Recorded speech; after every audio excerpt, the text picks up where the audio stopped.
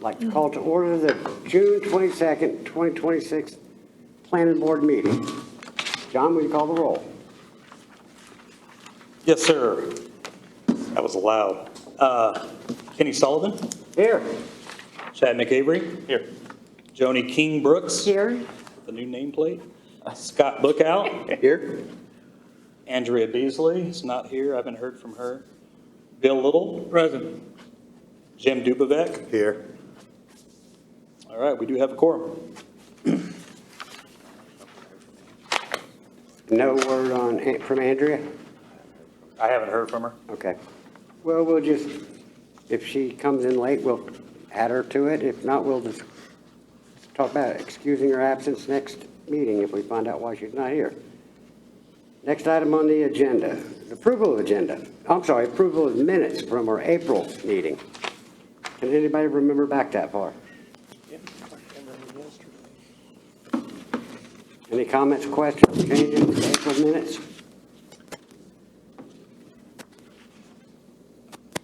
I make a motion to accept the minutes from the April meeting. Okay. Do we have a second? Second. All those in favor say aye. Aye. It's passed. Next is approval of the agenda. Everybody approve? So moved. Second? Second.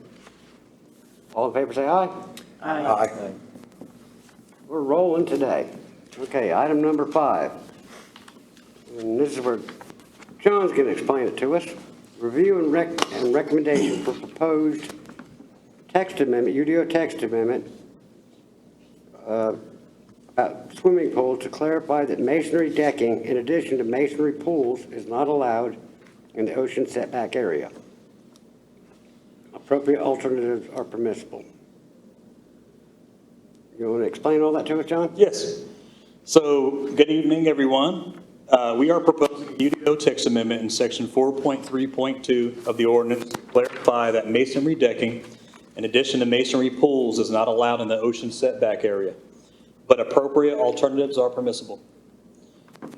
Currently, 4.3.2 swimming pool states that no masonry swimming pool shall be placed or constructed within the Coastal Area Management Act ocean erodible setback area, and that pools consisting of fiberglass construction shall be exempt from this prohibition. That's what our ordinance currently states. We are looking to add text to the ordinance stating that no masonry swimming pool or masonry decking shall be placed or constructed within the CAMA ocean erodible setback area, and pools consisting of fiberglass construction and decking consisting of appropriate materials such as paver blocks, wood, Trex piles, screw piles, etc., shall be permissible.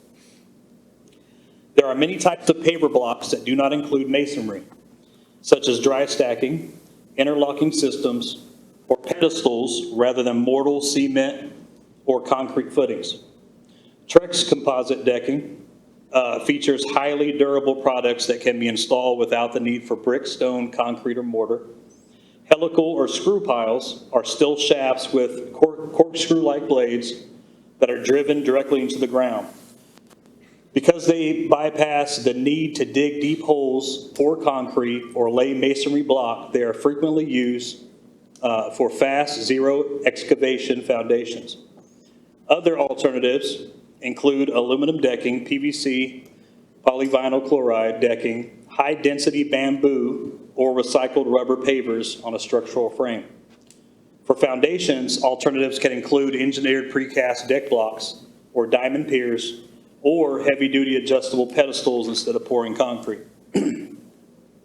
I believe that the amendments are both consistent with the comprehensive plan and reasonable and in the public's best interest because page 3-9 of the comprehensive plan states, the Coastal Resources Commission designates areas as AECs to protect them from uncontrolled development that may cause irreversible damage to the property, public health, or the environment, and allowing masonry decking within a North Carolina AEC can cause significant damage to both the coastal ecosystem and neighboring properties. And CAMA as well does not allow masonry decking out there anyway. This is something Frank wanted me to add there just because we got the pools. We wanted to add the decking as well, just so it's in our ordinance. I now ask the planning board to make a motion to recommend approval of the UDO text amendment as presented, before then creating and approving a statement of consistency and reasonableness, which will be given to the town commissioners to assist in making a decision on whether to approve the proposed text amendment at a public hearing, which will occur in the near future. Discussion? Yep. I have one issue. Okay, and chime in if you feel like it, Mr. Doug. The word masonry, if you look it up, Wikipedia, or the word masonry, is the craft and construction technique of building structures by stacking individual units such as brick, stone blocks, or concrete blocks, and binding them together with mortar. That can be construed, I feel like that, the word concrete needs to be in addition to masonry, because, and you may have crossed this before in the past, recently, on a pool that was built on the ocean front in poured concrete, not a mason, and therefore they could, in turn, since it reads as masonry, not concrete, it reads as what this states, that it's built with bricks and stone and whatnot. Well, my Absolutely. pool's not, it's a poured concrete. Yeah. So I have a gunite pool, I don't have a masonry And I pool. mentioned that same exact notion there to Frank, and Frank said this is exactly how he wants it written. He So I wants did it bring- written that way, but okay, I'm Yeah. just saying, I think that was an out. I had I can that- pour a concrete pool all day long and Yeah. then fight it because this reads as masonry, even, and it's even kind of wrong in the CAMA rule then, isn't it? So I mean, I'm just saying, I don't know, I just thought with the words of it. I'd ask you this and ask you what is our definition of masonry in our UDO? And I thought you said that covered concrete. Did you call me that day? Yeah. Then yeah. And our, That's what it was. okay, what is our definition? In our definitions, what does it say? And then it's also like, you know, Back with up, Bruno. the same thing with masonry decking, no masonry decking. I think it could also fall under that there should be no concrete decking. Because I mean, realistically, that's what they don't want. They don't want big slabs of concrete up there. They're going to bust free and go over or, you know, disperse the water amongst the neighbors. I had the Yeah, so exact same For question. whatever reason, it was just masonry. I mean, like I said before, the swimming pool was already in there, is that no masonry swimming pool, so I don't know what the thought was at the time. You know, Yeah, it's and just how they that's decided to word it. how someone got away with, or around that because of the Does that include, can I interject? Does Yeah. that include gunite too also? We just listed some of the alternatives, as long as it's not masonry, according to what Frank is looking as masonry, then, I think gunite is a type of masonry. okay, then, Spray on that. yes, the alternative. poured We concrete. would look at the alternatives when somebody's, you know, applying for something, and go from there, and decide if that's what he's saying alternative in there. Yeah, because I think what it is, like years ago, Frank was looking to pave the parking lots up there, and because part of the parking lot was in the ocean hazard area, and that's when I was working at Canton, we came up with a way that if he put in the paver tiles or block pavers, Yep. that when that broke up, it wouldn't be battering rams in a high velocity storm. Gotcha. So, so I think that's what he was looking at, is trying to get it to be like paver type materials, because the CAMA also allows packed sand, clay, or gravel in there. But slabs are prohibited, concrete pools are prohibited, anything, gunite is a type of spray-on concrete, but it becomes solid. That's the only reason I ask, is the verbiage isn't, if someone does build one and then, which it shouldn't have been passed in the first place, but if it got past you guys and they built one, then Right. they have a leg to stand on. So if we put, By saying the verbiage says masonry, well, if you look up the word masonry, this is not what I have, so.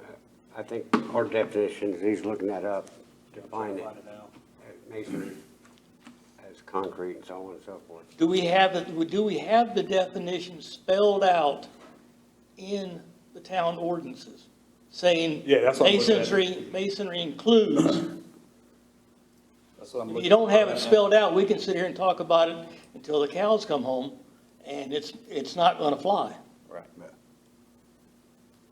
And as I recall, you said it covers all that, What's that? as I recall. Yeah, I'm just trying to find it now. I must have been really good at finding stuff quick that day. You want to get me off the phone. We got time, You man. want to get me off the phone. You just told me you found it. That's not true, Kenny. Oh, okay. We found there's a slew of oceanfront pools that have concrete patios, concrete pools. I mean, they're rather abundant on the oceanfront here, which is a violation of CAMA as well as town ordinance. But there is a CAMA guideline where they're not allowed, right? That's correct. So that's what Frank Yeah, wants at to do, is one just point in make sure we time, put some in our they had ordinance. said concrete was Because it's already out there, allowed, it's not allowed. He just wants but not to specify it in exceed our over 600 square foot. And it was only to be like a 4-foot surround all the way around it or something. So basically, John, you're saying that our verbiage apron. mirrors the CAMA. That's verbiage. concrete. Yes. Right? Okay. Which is Yep. basically 600 square foot. Well, then it needs then to be that's tough if it- consistent, then. I think that's What on needs now. to say then is that that in our word text, it says that our definition mirrors the CAMA restriction. Because if we don't say that, and we can't find it in the ordinance where we define what Masonry includes, then we're up the creek. So we either need to change the wording to say concrete, masonry including but not limited to concrete and any other materials prohibited by the CAMA setback. Again, you're the one, so last month, this meeting was canceled because of lack of a quorum. We were talking about this through email. So I took that sentiment and I went to Frank about it, and Frank said he didn't want to do that because he wanted to leave CAMA out of our ordinance. But in the wording, it still talks about CAMA because it says, no masonry swimming pool shall be placed or constructed within the Coastal Area Management Act, which is CAMA, ocean erodible setback area. So it is saying in our ordinance that it can't be there, which is saying it because CAMA doesn't allow it. So I think that's why Frank said he didn't want that wording saying it mirrors CAMA's regulations. Well, it's just- But I can see what you're saying about the definitions. You know, I can't find it right now. Yes. So then we don't have a definition. Well, let's have one. And I wasn't trying to get you off the phone that day. Yeah, but we can always add that then, to specifically state it, because masonry can go 100 different ways in talking about it. Because just Googling, just like you did. Yeah, I pulled up Chat. AI and it chat. Adobe brick, concrete, that all is included in masonry. So gypsum block, hollow concrete block, stone, tile, or similar materials is the definition of masonry. So I think what Frank is trying to add here is on the right path. We just need to add a definition to the ordinance. We can add the definition in this text so that people know to go look up what masonry is. Or we can put the definition in both definitions and in the, Well, why don't we just say it has to be approved by staff? Well, that's a given. You're gonna have to have a. Yeah, I mean, you got that you're gonna have to perfect. put- Yeah, I mean, that's included. I think, Where is it included? what's that? Where is it included in your, Well, I mean, so it says, hold on a second, where's the wording at? So when it talks about the appropriate materials permissible, that's all up to staff. You know, it doesn't specifically say which ones are permissible. It says these are some examples of some things that may be permissible, but we're the ones ultimately, end of the day, that have to approve or not approve the permits. you're getting into vague language at that point, and that causes us to have problems if we're left up to interpretation. And Okay. if an ordinance is interpreted by us and by the person, somebody else reading it, we wrote it, so if there's a vagueness, it's gonna be held against us. I mean, I could write down your notes and tell Frank's the one who wrote this. So I can give it Frank and tell him your comments about it. I'm just the one presenting it right now because this is what he Yeah. wanted, so. Yeah. Does the UDO text have a glossary or definition in the back footnotes? Yeah, it has definitions in there. It just looks like there's not one, yeah. So we could just add masonry to that? Yeah. And Approve the accept text this, as just it add stands? masonry. I mean, because this has the word masonry in it, you Yeah. know what I'm saying? We can link it to the definitions or put something in quotation marks to link to the definitions, just come back later and create a Right. definition for masonry in there. So Yeah. I feel we can move to accept as written. And then It's up to y'all. work With the- to Question update on, the definitions. the next question that I had was on when we say 5 feet from the rear setback, does that include, when you have the CAMA restriction, does the CAMA restriction step into the boundary line or do we count the 5 feet from the end of the CAMA restriction? What are you talking about? You know, when somebody has the boundary, okay, their survey. In the first sentence. In the survey. Yeah, where In the first sentence up there where it says Okay. rear setback. Okay, this is your, It doesn't Rear- state setback in the verbiage. well, it just That- says that's five, well, from it's the 5 foot yard. rear. So is the rear yard the property line, or is the rear yard the setback with an additional 5 feet? Understanding. The setback on oceanfront, Yeah, setbacks. Oh, the 60 or the 120? Is dictated by Okay. CAMA and by the static line and whether you have a 60 or a 120 CAMA, right? Where you can build the a property line goes to high So, tide. it so- really- Well, I understand that, but the Oh, I word, see the what word you're is saying. yard. Yeah. What is the yard? Is it the setback, or is it the property line? Property Not the line. property line. And it's Not 5 foot from the rear of what? Property line. Well, the yard, and that's what we need to Yeah, define. What is the yard? what's the yard, yeah. Correct. It's property line. It is property. So this is talking about from the setback, right? Dale's kind of hitting on it, that there's a There's a CAMA, it's different. It's a vegetation line, different or one. in this case, a pre-project line. There's either a 60 foot or a 120 foot setback depending on the size of the structure. Most of our restaurants are going to be 120. Yeah. And then regardless of that, and the pools can't go forward of that 120 line. Excuse me, they can, but they can't go any more forward than the pre-project line or the vegetation line. And regardless of any of those, if there's a primary dune, they cannot go oceanward of the primary dune. Right. They have to remain landward of the crest. Primary dune is dictated by elevation. Yeah, because when I read it, I see 5 feet. And I'm just saying, 5 feet from what? Is it that line? Is it the dune line? I think at the point when you're applying for an oceanfront property, Like, so it'd be 5 feet from the CAMA setback line. Right, okay, because then Either it the goes, 60 or the 120. yeah, because then it 5 goes feet. further to say the fencing. Take that all the way to the property line. yeah, now you gotta follow the same CAMA Right. rules on that. Right, okay. CAMA's a different, the oceanfront is different than every single thing else in the island. The oceanfront is mostly dictated by CAMA and their setbacks and their rules of how big the structure is based on, and then you And gotta. it's always changing because of erosion rates. Was it 30 times the erosion rate? I don't know anything The about setback line? Are you talking about the pre-project vegetation line?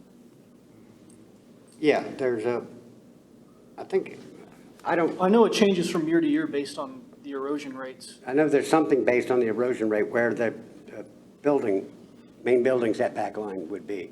You're talking about the first line of stable vegetation that changes every so many years with the Yes. erosion rates. So what are you asking about it? And that line could be moved back and forth with the erosion rate. It just depends on where it is currently and where the CAMA Right. people, put the flag it at. Right. You know. So it's already complex to build on the Yeah, ocean front. and then you may go either 60 feet or 120 feet from where that's flagged at. The flag is good for 60 days. So, and it could change after that 60 days. That's why It it's changes only next good week. for 60 days. So I guess we're still trying to figure out what's 5 feet from what? CAMA So setback. it's going to be, Setback. yeah, it's going to be from the CAMA setback line. Okay, why not say it? What's that? Why not say it instead of saying from the rear of the yard? Well, that's oceanfront that would be specific just to Where's the oceanfront lots. information? That, Not like you just said, 5 foot from We CAMA, leave out CAM and just say setback. 5 foot from setback, but then Oh. you can't do it. I see now. Yeah, we may have to have two definitions, one 5 feet from a non-ocean front, rear of the yard, and then have one for the ocean side so that it's clear. Because if you have a builder who say, okay, I can go 5 feet from the rear of the yard, Where's the rear of the yard? where's the rear of the yard? I mean, Yeah, it should be property line. that's the confusing language that we're seeing. You're going to have, we cannot make it an all-encompassing one for an interior rear lot and an ocean side and I presume sound side. So are you talking about trying to change the text that we already have in our ordinance to reflect your comments or what you're Well, I'm talking trying about? to figure out what we're defining what as, and if it has to take a change, because it doesn't make sense with the rest of what you're saying. With what the proposed text change language says, and what that says, which is in the original, it's not making sense. I think In terms So- in terms of tonight's meeting, I think we need to review the red text and approve the red text.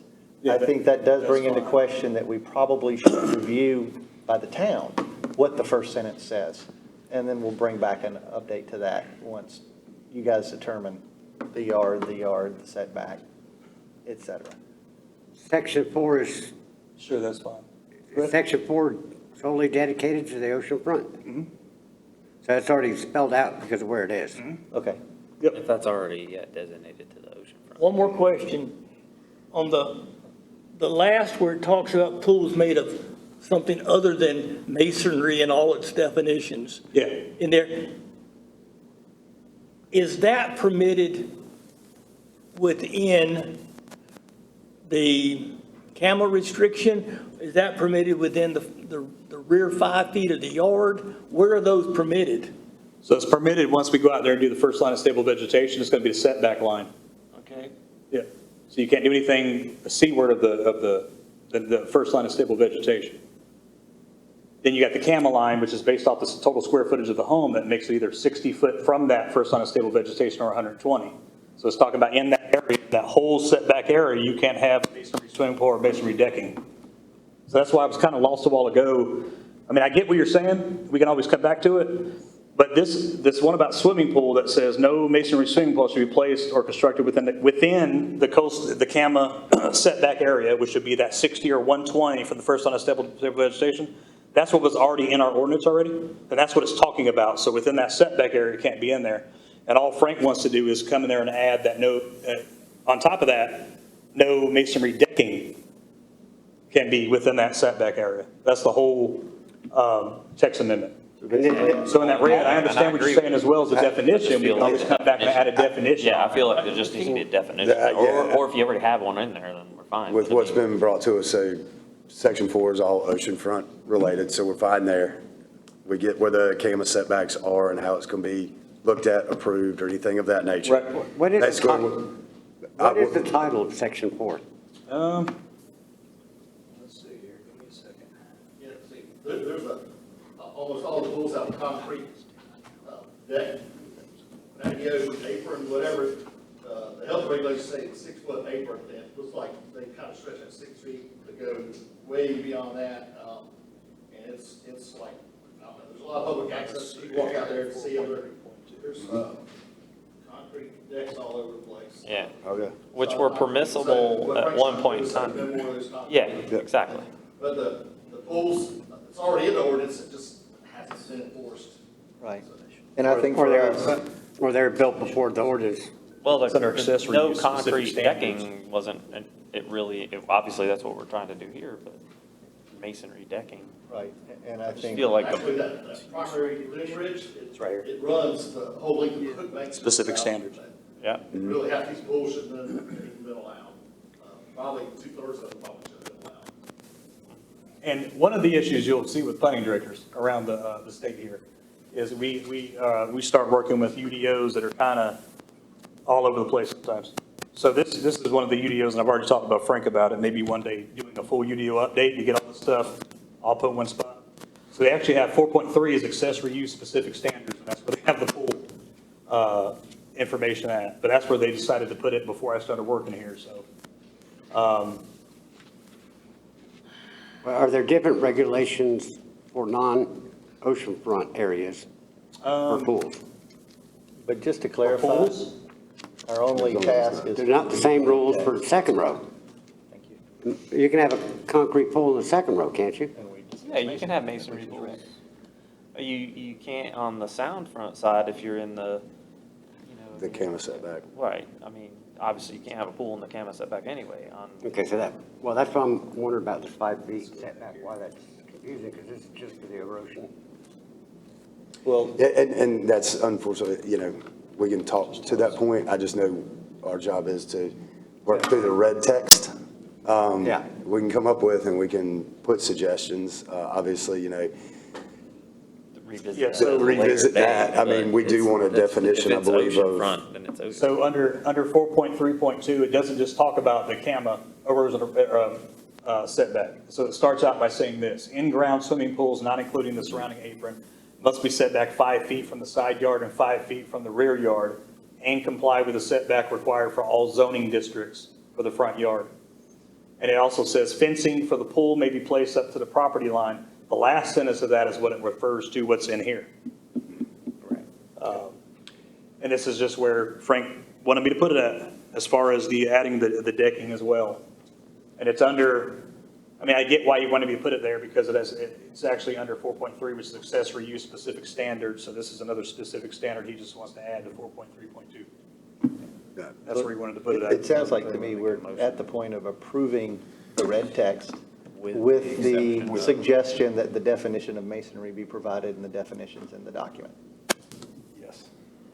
And that So at that point, the definition we of would- masonry includes concrete. Right.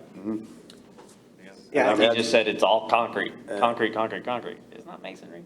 I think we can Move to a motion to approve. basically approve this and have appropriate definition of masonry added to the Glossary definitions in the definitions. UDO. That is correct. And let them write the definitions, or do we want to approve the definitions? like they can handle the definition, knowing that. Appropriate The definition. commissioners Yeah, don't no, want no. the concrete, the No, word they see concrete, clear as day there, so. I mean, to include and not limited to. And X, if X, they X, believe we X. need to approve it, they'll bring it back to us. Exactly. Exactly. Move to approve the text as written. With the exception. With the the With the exception addition of adding a definition in the glossary. appropriate definition. Correct. And Up to then, what masonry to include. Yes. okay, did you get that? I think so. Second. Say all that again. I'm just joking. You're making a motion to approve it. The red text is as proposed. So I'll recommend approval to the commissioners, with the exception that we add a suggestion for addition of masonry definition. Appropriate definition and the UDO definitions. Okay, appropriate definition. In other words, you decide that. We don't want to try to write it for you. At least I don't. No. I agree to have, the language needs to give staff clear and precise directions and guidelines on how to enforce ordinance.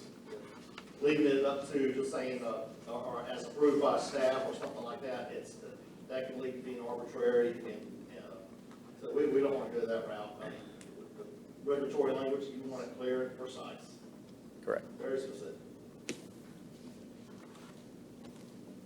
So we had a motion, we have a second? Second. Okay, the motion is, how did you write it down? Can you read the motion back to us? And You want me to what, yeah, how it's going to be written in the minutes, so we all understand what Gotcha. you're saying. Write these notes down. Thank you. Please. Please. All right, ready to go? You said you're going to read it again?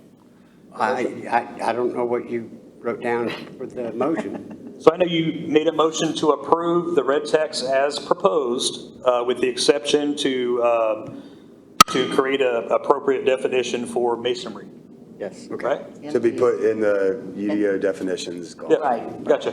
Right. Okay. Good, everybody? Yeah. Yeah. Okay, any other questions about the motion in a second? All those in favor say aye. Aye.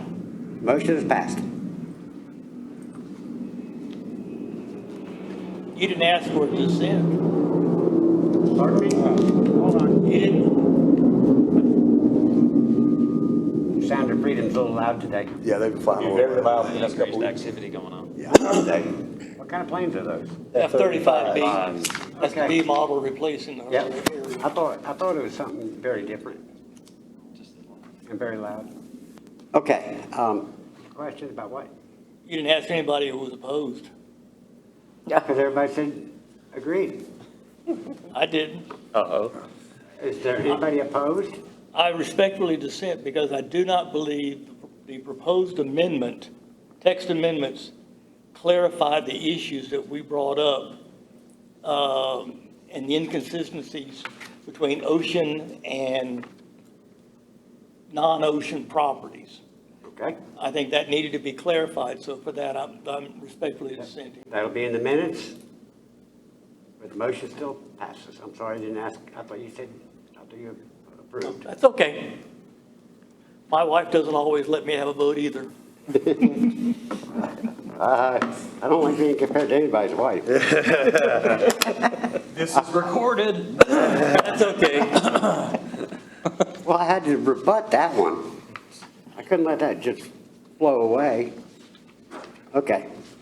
Next item on the agenda, I don't see it in my packet, but it's on the agenda. Action items B, discussion, questions, session regarding fines. So it's just a discussion, we're not voting on it, Yep, but we're going to discuss it. So, correct. John, if you go ahead. All right, so next, we wanted to have a quick discussion session regarding fines. There are two questions we are looking at and would like to have the planning board's input on both of them. First question is whether the town should also penalize the contractor when violations occur. Currently, the town penalizes the owner. However, in North Carolina, both the property owner and contractor can be fined for land use violations.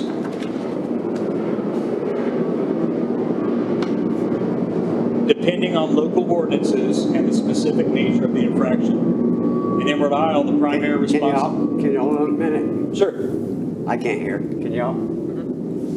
Better than me. Okay, thank you. You good? Yeah, no problem. In Emerald Isle, the primary responsibility rests with the property owner to ensure that the land and any ongoing development comply with the town's UDO. In Chapter 9.2, Responsible Persons, our ordinance states that the owner of each property located within the town is responsible for ensuring that development, redevelopment, use of the land, and improvements to land on that property occur and are maintained in compliance with this ordinance. In addition, each tenant of property located within the town is responsible for ensuring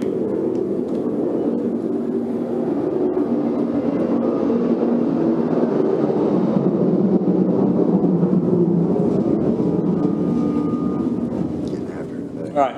In addition, each tenant of property located within a town is responsible for ensuring that the use of the land and improvements to the land on that property occur and are maintained in compliance with this ordinance. What do you guys think?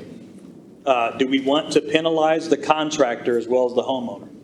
Absolutely. Absolutely. 100%. Yes. Okay. And that's, I'm not 100%. I've done things that are illegal unknowingly. Well, that's, ignorance is Yeah, I mean- 9/10 of the law. We're just looking for your opinions. I mean, there's no Yes. wrong or right Yeah. answer. We're not Just tell voting. you all- Yeah. No, I mean, the reason just my personal opinion, when we redid our house and stuff like that, I found a contractor to help me stay within guidelines. There's got to be an issue on both sides if I'm outside of my parameters. I got a stop work order on a job I was doing. I had a permit for the house. Waiting for inspections, the owner asked me to replace some of the pickets on his beach walk, going to the beach. When the inspector came out to inspect the work on the house, he saw the new pickets on the beach walk and asked about it. I said, I'm just replacing the missing and broken ones. He gave me a stop work order. Said I was violating the ordinance because I didn't have a CAM exemption permit. Could I have gotten a fine for that under these guidelines? Yeah, I mean, it just depends. Huh? It just depends. Yeah, I mean, basically. 9 times out of 10. I mean- Basically, you did work that the homeowner is asking you to do, and you did it without then checking with the proper people in the town to figure out if you did need a Still don't permit or think I didn't needed need a an permit exemption. just to replace the Well, you tickets. just didn't think, and so other contractors come into our town that don't think either and do work, they shouldn't be penalized just because they didn't think about it. I mean, the homeowner says do something and you do it, What is now who's? what is the potential fine for someone like me to replace 10 pickets? I don't know, that's Well, not what we're that's not the discussing, nature we're of the just thing, but discussing another whether it example- should be fined or not. It's Another just The example- discussing. contractor. Yes, absolutely. Another 100%. example is if the homeowner says, hey, I'd love to see the ocean from my downstairs walkout. That dune's in my way. Yeah. Oh, I got you. I'll move it. Homeowner may not know the difference. But Or- the contractor sure as hell should if he's going to That's a big bulldoze difference it. than replacing a few pickets. Homeowner rents a Bobcat, But rents should a the skid steer the and question hires a is, guy and he should goes and the he bulldozes it contractor be and they send it back responsible? because he The didn't have his own contractor equipment should either. know the rules. Mistakes happen. We all understand that. Whether you should have been penalized or not, I don't know. I don't think so personally. But if the guy bulldozes the dune, Yeah, so we have to leave it to the contractor, in my opinion, to understand the rules of the things he is going to build on this island. And if they don't do that, which we have seen time and time again, there has to be some penalty for that contractor's malfeasance. I agree with And that. Most- that most was the homeowners question. hire Should a the contractor be contractor. liable for an issue they do where they Do the break work the because they're not rules? here, it's their second. My opinion. Would this be licensed contractors? Yeah, they would have to be licensed to be able to do the work. Okay, I'm not a licensed contractor. So as soon as, I'm a handyman, so.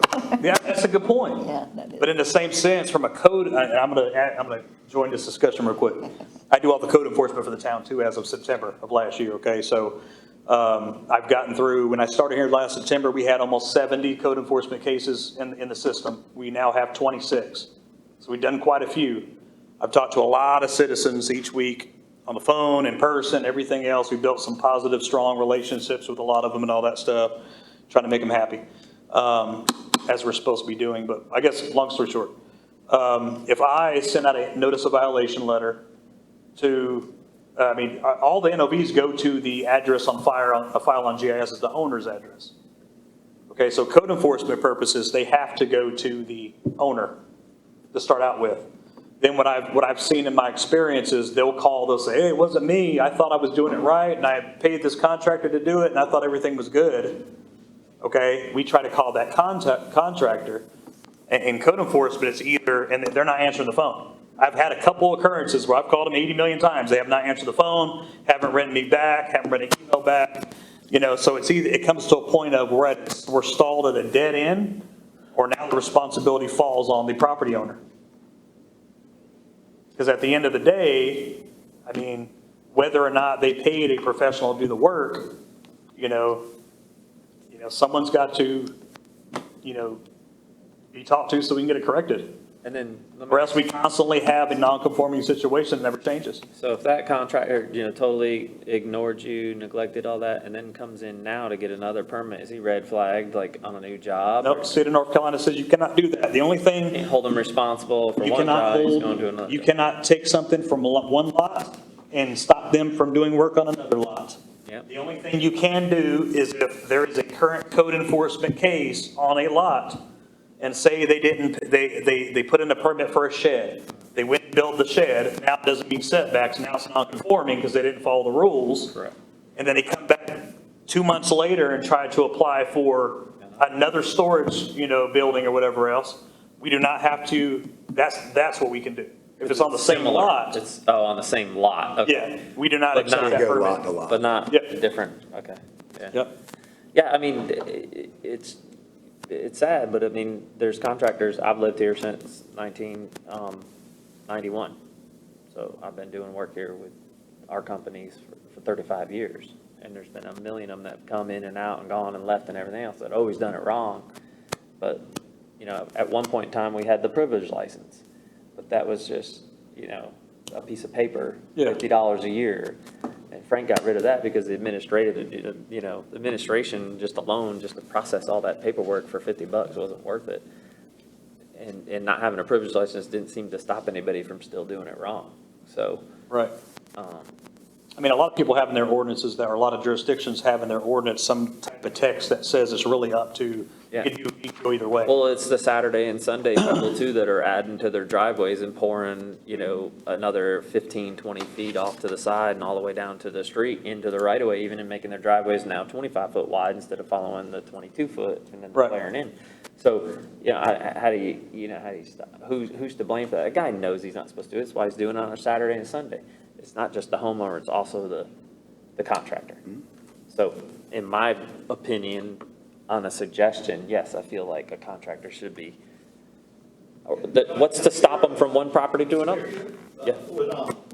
This kind of came from, I brought a suggestion up to Frank on this because at Coast Management, when I came in to work there years ago, they had a very poor compliance rate. It was like maybe 65% of people complied with permit regulations or even got permits. And so they turned around. Yeah. And so we looked at what we could do, found out, Attorney General's office, what can we enforce, what can we not enforce and stuff. And one of the best suggestions we came up with was was penalizing contractors. Once we did that, and word got out, and a couple of contractors started getting tagged and stuff like that, what do you know, they called us before they started work. Yeah. Like, the permit, this homeowner wants me to do this and Yeah. this. I need to be compliant. Yeah. Okay, and then also, so our compliance rate went from like the low 60s to 97% sustained. Nice. We had a percent that would do it. Yeah. About for maybe that people break the contract. I mean, sometimes money is bigger than a fine to me. And so and even then, the people, the fines were so minuscule that it was cost of business. And so we also got the fines increased, and we had a tiered enforcement policy. Like a tier 1 would be, if what you're doing is legal, you just need to get a permit, stop work, come in and get a permit, and resume. Correct. No fines. Right. Then tier 2 would be, okay, what you're doing is not legal, not authorized, you didn't get a permit, now you're gonna get a fine, and get your permit and finish work. And then tier 3 would be like as if willful intentional. You've been tagged with 2 other violations for the same time of work. Now you're gonna pay double the penalty. And then there's some where we had permission from the state to not even issue permits any longer. And you don't have to be licensed or not. The contractor is the person that engages in doing the work. Oh, be breathing on And it. the other thing that set it off over there. Yeah. That was our definition of a contractor. The Yeah. person engaged in doing the work. Yeah. And I agree 100% with what you just said right there. You noticed a difference when you had it written out as a deterrent for somebody to know that they could be fined as a contractor, basically what you said there. You might find that folks do start paying a little bit more attention to the detail of getting all the right stuff before they go do that, having a scope of work of what they are actually going to do. You might find some of those folks come around that want to stay here for the long haul, that aren't just coming in for a while and then getting right back out of town. You can't cure it all, but a simple phrase in there that a contractor can be fined, I think is, I mean, I don't see any reason we wouldn't have that. We had an appeal process, and very few passed the muster for getting the appeal, but we did have some that appeal for it, and it was a unique situation. And so, like a good faith effort, the contractor said, ask the property owner, did you get a permit? The property owner told him yes, but they really didn't. All right, but if I was a contractor, I'd say, can you give me a copy of the permit so I can put it with my files? Exactly. Yeah. Okay, Yeah, you would think they would do that. All you gotta do is pick up the phone or ask for a copy. It's, But- that's your due diligence as a contractor. Yeah. Correct. And by calling whatever municipality you needed to talk to, CAMA or the town Emerald Isle, whichever, prior to even talking with the homeowner, moving forward to contract, you have the full backing of both CAMA and the town Emerald Isle now to say, hey, you got my back because you're telling me that I can't do this. And I have it in an email. John sent it to me today, said, hey, look, I looked at what you were talking about doing. We can't do that. And I can show it to the homeowner. And then I'll either not get the job and they'll move on and get someone else to do it on Saturday or Sunday. And then, but at least I have the backing. I have someone to back up what I'm telling them. I'm not making this up and just saying, I don't want to do the work because it's wrong and you can't do it. I have the backing. And that's what contractors should do. They should be calling these people and then having someone speak up for them and saying, yes, or you can do it, you can't do it, you can't take this tree down, it's not dead, or you can take that tree down, whatever, But it is. smaller scales, Yeah. but. It is unfortunate when you have, because I've talked to a couple of them that are in their 80s, right? And they hire somebody and they thought, they were being done good and this person is going to take my money, get all these permits and do everything the right way, and it's just not the case. I'm not going to mention anything here, anybody's names, but it has happened, and that's unfortunate situations, because at the end of the day, chances are I'm not going to be able to contact this person. NOV is going to come back as undeliverable or something like that. I'm going to have to contact, this person that knows nothing about permits and say, hey, I need you to come in here and finish this permit up. It was never issued. On top of that, you got to pay this fine because the ordinance says you have to. So I guess what I'm hearing is it's a good mix of both. It just kind of depends on the situation. Yeah. I mean, Right. homeowners always think throwing money at it's gonna make it happen one way or the other. I'll find someone that'll do it, don't worry about it. Or when you're done and the CEO's done, I'll get someone else to do it. I'm still not gonna come and do it, because I got another decade to work here, and I'm not gonna have a red bullseye Right, right, as right. far from a contractor standpoint, you know what I mean? And I live here, and I don't want it wrong, you know what I mean? Like, and I'm gonna live here till I probably, you know? Exactly, the response we saw was that a lot of contractors, because now you're taking money out of the profit for the fines, and Cameron, it could be substantial too, if it was a willful intentional violation. Exactly. Or a dredge and field violation, something significant. In our case, equivalent to that would be like violation of the tree, limbs and vegetation ordinance. Right. And so, we saw that they, because they are in a position to maybe get repetitive violations, that they don't want to, no, I can't, you're going to find some exact way to do that, because I'm not going to risk my license Yeah. and paying fines and everything else. And now, we also rewarded good behavior too. And if you didn't have a violation, if you had a record in our database of having received a violation, and you kept it clean for 3 years with no violations, we purged your record. We expunged it. So, so you start from scratch. Yeah, And so, reward good behavior too. that's good. And so that was another incentive for increasing the willingness to comply, where we had contractors coming in there and they were saying, hey, look, I trusted the property owner, I thought they had a permit, they didn't, I started work, we didn't ding that contractor, we dinged the property owner in that case. The property owner admitted, yeah, I thought my wife had a permit. Meant to do it. I- Meant to do it, hadn't done it yet. Blame the wife again. It's always somebody else's Yeah. fault. And so, I've heard it all. so the Yeah. property owner is ultimately responsible, period. Permit? We don't need no stinking permits. Yeah. Which, Yeah, So I think it's something that should definitely be discussed in a future meeting if you want to Gotcha. let Frank and the commissioners know we're down with it. I mean, I just okay. think it's definitely. Yeah, that's, we would just want to kind of gauge how the responses were and go from there. So I'll report all this back to Frank. And it kind of leads me into my second question. Whether we want a higher fee for second or more violations for dunes and vegetation violations, such as what just happened at 3405, right? In chapter 919, reoccurring violations, our ordinance states that after a notice of violation, it must be corrected within 15 days. If not, the penalties are as follows, and this is not dealing with dunes and veg. This is an example of what's in the ordinance for everything else, okay? After a notice of violation, let's see, if not, within that 15 days, if it's not corrected after that notice of violation is sent out, first citation is $50, second citation for the same offense is $100, and the third and subsequent citations for the same offense is $200. Should we add something similar for continuing violations dealing with dunes and vegetation? What do you think about that? And we want to create a higher fee for second or more violations for those that reviolate dunes and vegetation ordinances.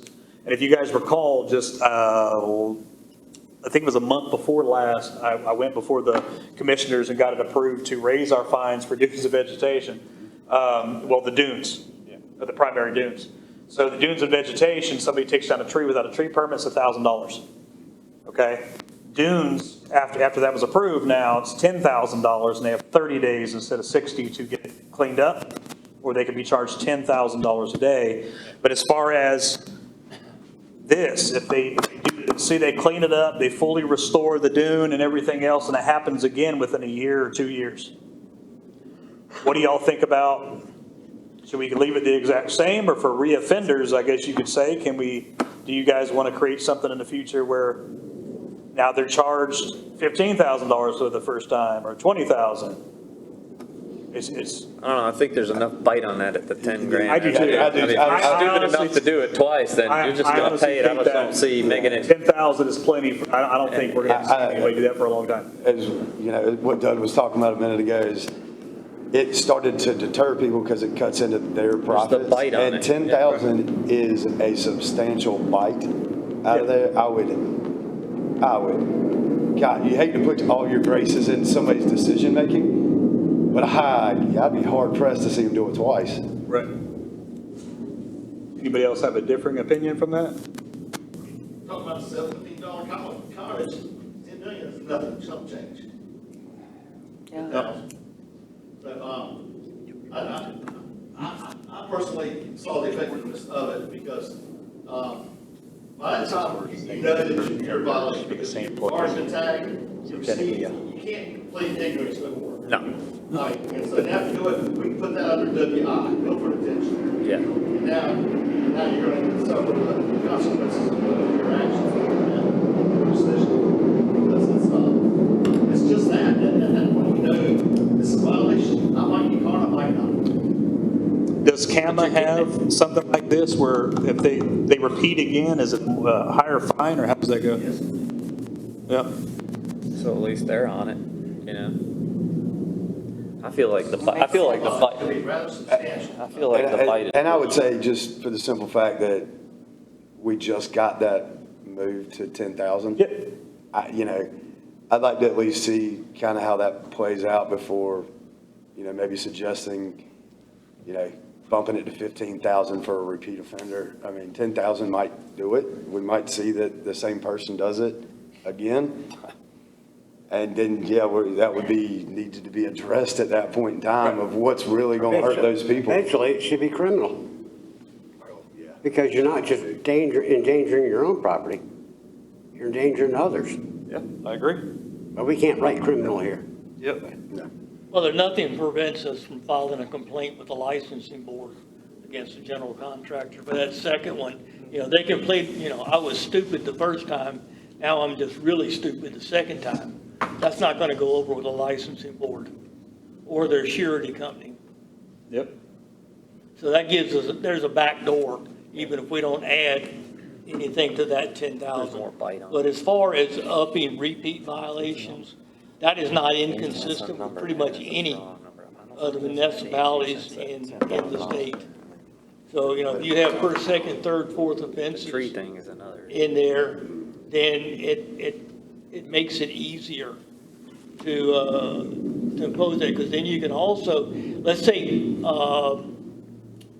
you're not maintaining the yard, you're not cutting the grass, and it becomes a hazard. If you put a notice out, they haven't done it, the first one's $50, and they still don't cut it, you put the second one, then the ordinance can sit there and say that after that, the town can contract to cut it, and that becomes a lien on the property. Yeah, and when I was, just as an example, when I was at Newport, I was over there for 2.5 years, and I helped with code enforcement out there. We had cases where the actual ordinance out there states right now that if somebody who has been in violation is now out of violation, and then they re-violate within 365 days, they no longer have a time period to get this completed. It goes automatically to the next fine. So, I mean, something like that would be beneficial as well in that case. So, I mean, and I'll take you from this new experience, because all eyes are on us. You know, they have been for the last couple months. What's going to happen with this dune? And, you know, is it going to make it in time? Is 60 days long enough? And I've had to go out with a camera probably 5 or 6 times, do measurements, take pictures, videos, all this stuff. And I'll tell you, us moving it, you know, to $10,000 in 30 days to get it restored is a tall task. So, I mean, that's going to keep them kind of under wraps right there. Do we have a history of repeat offenders? Not that I know of from looking Not at necessarily dunes and vegetation, but Yeah. any type permit violation. Do we? From being here in September when I started, I'm not seeing a lot of repeat things. In my notes, I haven't seen anything. What I'm coming into finding is people that are building without permits. I mean, I got someone off of Sound, I'm not going to mention the address right now because this is recorded, but they built a retaining wall, which is now, it wasn't done correctly, it's falling over, now it's kind of, you know, the erosion's pushing stuff over to the neighboring lot, you know, and the person paid someone to do a job, don't feel like they did it correctly, they don't know what to do about it, and here we are a couple years later because we just couldn't make the right contacts and everything else. That's my biggest issue. It's things in there, not repeat offenders, but it's things in there we just, you know, couldn't make contact, didn't follow up, here we are. You know, it's a year later, you know, hasn't been resolved yet. Because I think it's a fantastic deterrent, Yeah. but if we don't have a history of needing a deterrent. I guess what you're saying is kind of watch and see what happens now Yeah, that this like, fine. see if we start tracking some. Kind of like repeat Jim offenders. just said, right? And then we can bring the hammer down. And always come back together And say, look, create an we ordinance. tried to make it a deterrent enough, but it's not working. People can throw millions at it. Database of, or a log, something of violations, and he said, no, just, so that, of course, at Campbell, we have a database file for just enforcement, compliance and enforcement. So we have listed all violations, we can just bring it right up. Right. Right there. So, yeah, So that'd be beneficial here, so I think anywhere, really, if you're doing any type of regulatory work, you should have a database, a spreadsheet, something that you can track the compliance enforcement on. Yeah, so we do have code enforcement as part of our permitting software. The only problem is I don't know when it was done, maybe Greg could shout from the back room, when they changed the iWorks. He's shy right now. But when they transfer the files over, it didn't transfer all of them. Greg, when was everything moved to iWorks?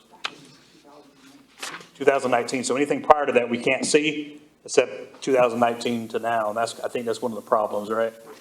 So, but we're doing the best job we possibly can, just so y'all know, in planning of keeping these things airtight, notes, pictures, videos, all this good stuff. I mean, you should see the one for the Dune violation. I mean, it's long. I put every time I talk to them on the phone, every time everything's in there, and that's how we kind of do it moving forward. But anybody else have any other comments on this about the higher fees for reviolating or anything? It's good information. I'll get it over to Frank, and we'll talk and figure out where to go from here. You want to say anything, Mikey? No. And I'd like to add that. Sure. We're working with John. John is doing a great job, tremendous. He can only do what with the tools he's given to work with. And so what he's asking you guys to help him out, give him some tools, sometimes they need some more teeth. Yeah. To help do the enforcement. And I'm certainly going to push for it myself. I saw Frank's kind of read the text too.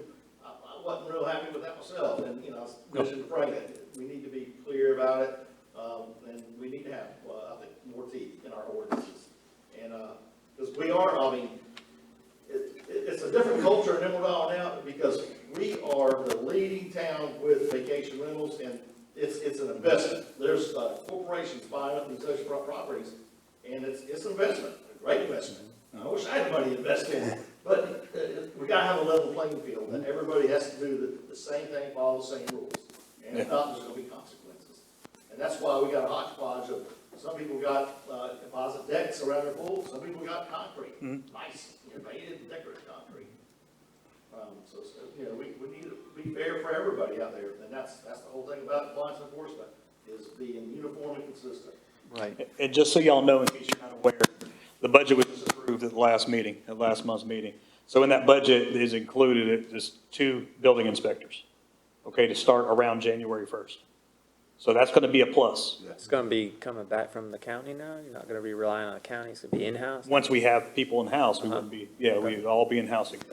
Yep. One suggestion maybe to take back to Frank for the discussion Sure. would be communication. What kind of impact can we have if a owner or a contractor is unreachable for a certain amount of time? Suppose there is a hurricane, washes right through that open dune area. Can't get a hold of anybody. Or if it's just simple, hey, you're not doing something right, and I've tried 20 times and I can't get a hold of him. What's the impact? Do we do a stop work and you can't do anything until you can talk to somebody? I think there should be something in that to say, whether it be notifying of a code violation or notifying of a missed inspection appointment, to where, these contractors, these owners that just choose to be unreachable, yet continue. Absolutely. So in my experience as a planner and doing code enforcement, I ran into a lot of situations like that dealing with things like junkyards. Okay, you see a yard, it's now got 50 cars in it. I'm not going to name any town names. But in that instance, you can always go to the commissioners and request, hey, let's abate it. Let's clean it up as a town. We'll bill them for it. We'll put it on there, however you got to do it to get there. If it's a true emergency situation, if this right here, what it looks like is going to negatively affect the neighboring lots, we need to take care of it. Ask the commissioner's approval. You can set up Knock it out. a generic public nuisance abatement ordinance.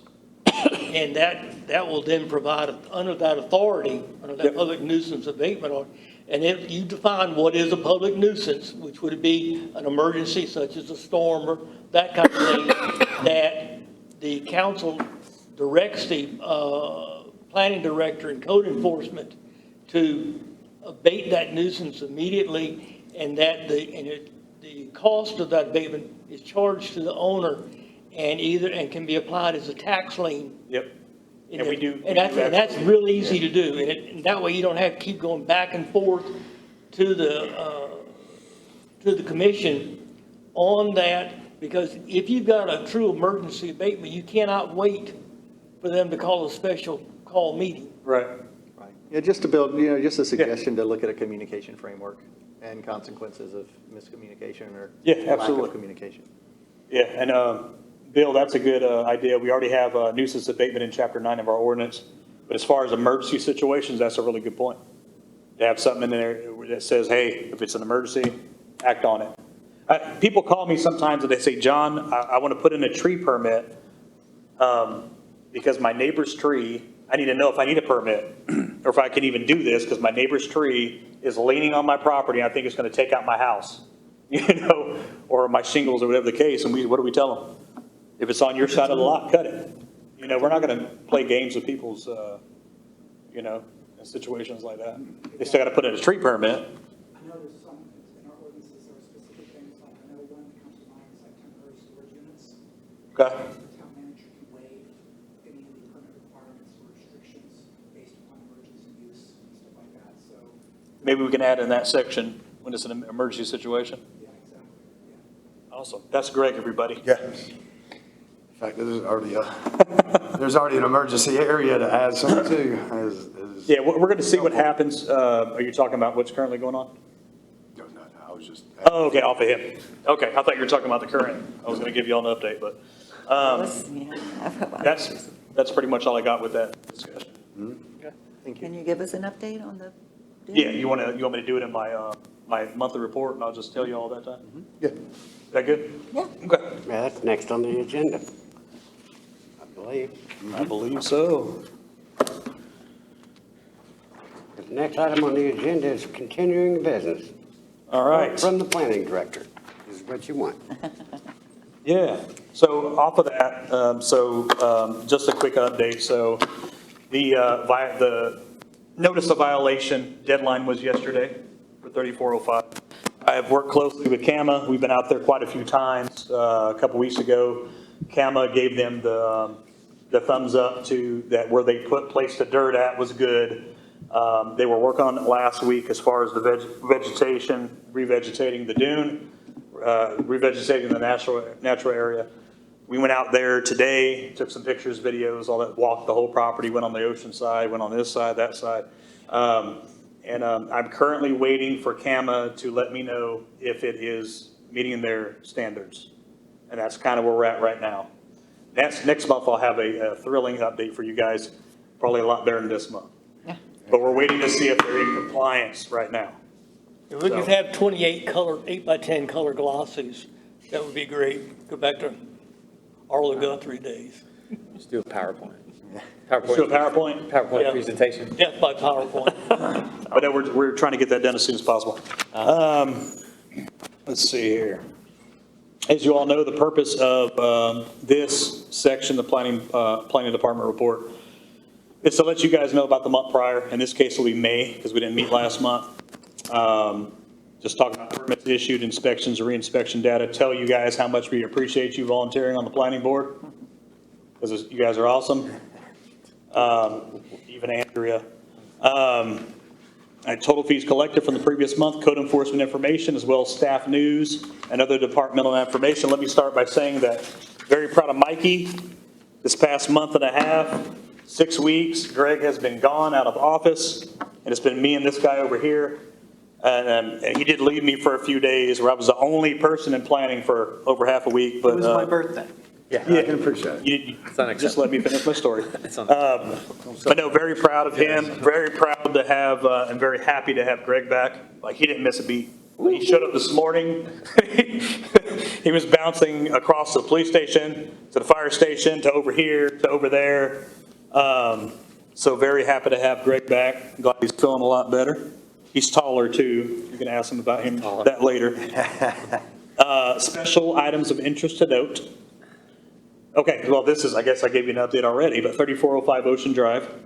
Friday, May 29th, I met with DCM representatives Kara Guthrie, Heather Styron, and others on site with Richard Smith. Richard Smith is the lot owner's partner for Remark Home Builders.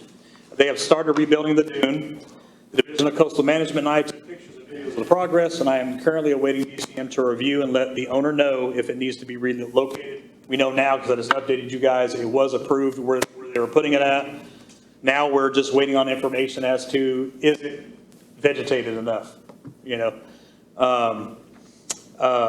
Monthly update, staying vigilant on primary dunes. We had, what council member was it that told me to kind of mention this in their monthly reports? Do you remember which one it was?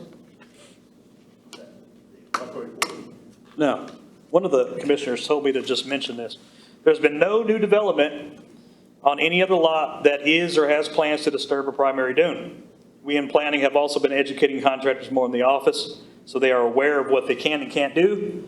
And I drove out in May at least twice a week to ensure I'm doing my best to stay vigilant and protecting the primary dunes. We did have one lot, I believe it was off of, was it Emerald Ocean? It wasn't off the where the beach is, it was the street beside it, but they had cleared without submitting a permit. They cleared almost the whole lot in their natural area. They came in, paid a $1,000 fine. I gave them, the 30 days to get it cleaned up. It's almost cleaned up now, so that stuff works. Climb to Tree City, USA. In case y'all forgot about that, it's still going to happen. I received an email on Friday, May 29th, stating that the Urban and Community Forestry Program had secured an urban forestry provider to complete the Climb to Tree City, USA package of services for the town. So they're going to link us up with somebody who's going to help us get all this stuff kicked off. They will be reaching out in early July to set up a kickoff meeting with us. Public nuisance totals, there is currently a total of 27, which is now 26 at this time, nuisance case files in our code enforcement database. There were a total of 0 that were closed in May. But in May, I did send out 12 total notices of violations for people that were building without permits. Since then, which we're probably under 26 now, we've already had 4 of the 12 contact us, apply, everything's good to go. So they're out in the system. All right, status examples of current public nuisance locations. Multiple locations working without a permit. Let's see here. All right. There was a total of $5,081 in zoning fees collected in May. Right now, it's our second biggest month of the year right now. I think we're like at 8,500. We're at about 85 right now, as we stand right now. But we did 5,081 in May. I included a chart that kind of shows you every month of the year. And a couple of different charts. One's a bar graph, so you can kind of see it on there. There were a total of 20 inspections completed in May, and these aren't building inspections. These are going to be the ones, as you know, dunes and veg, tree, driveway, stormwater, COCs, all that good stuff. 2025, there were 46.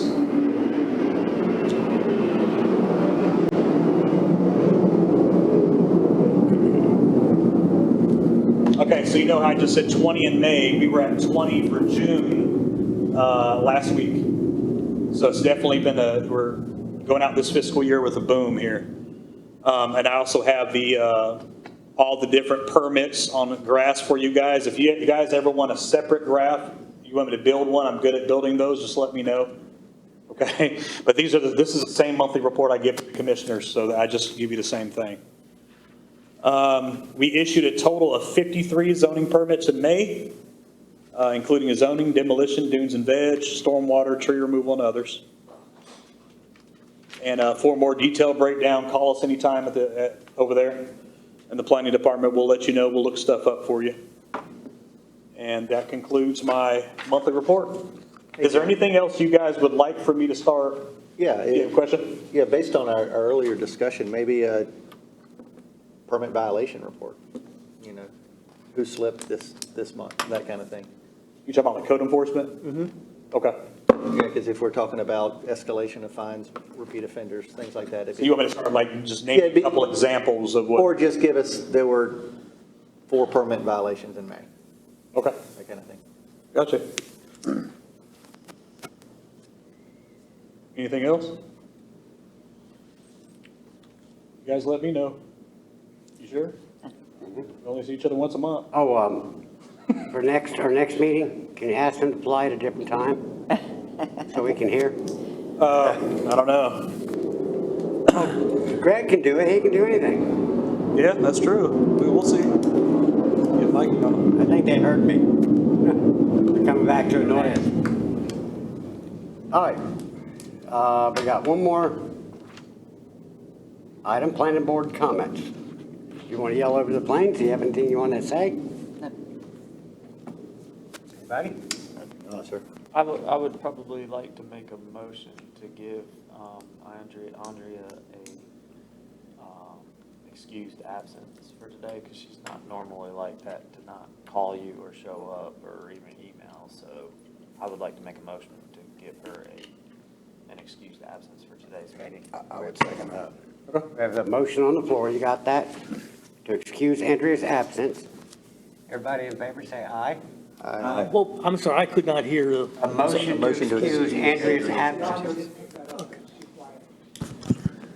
I would like to make a motion to have an excused absence for Andrea, please. And I second that. All those in favor, say aye. Aye. Aye. All those opposed?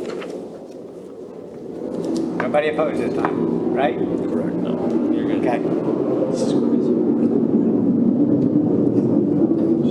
And I'd like to make one motion. I like her to do that. If I can. I'd like somebody to make a motion to adjourn the meeting. Do we have somebody? I'll motion to adjourn the meeting. Do we have a second? Second. That motion. All those in favor say aye. Aye. I forget I'm not allowed to make a motion. Whack it. You can't whack like that. Thank you, everybody. Turn your mics off before you talk about Greg.